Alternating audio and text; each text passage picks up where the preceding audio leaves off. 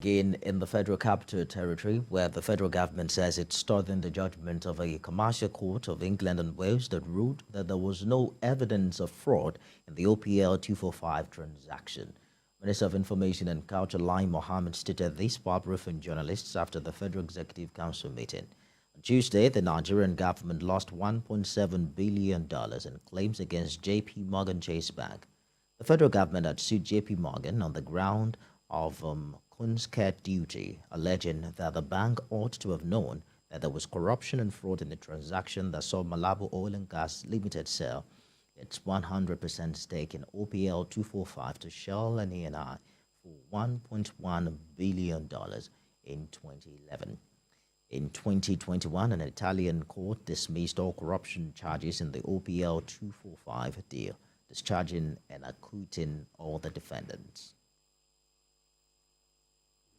The judge said we were not able to establish that we lost $1.7 billion.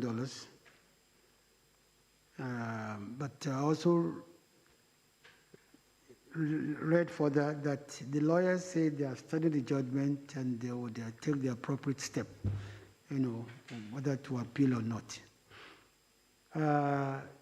The Gloria, you asked about the cabinet. I think Mr. President, when he finds it appropriate, he would fill in the vacancies.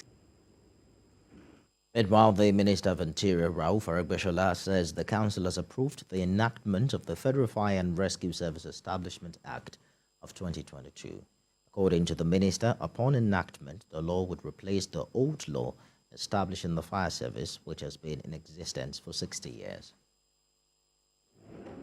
The Federal Executive Council today approved the repeal of the old 60-year-old Fire Service Act, CAP F29, LFN 2004.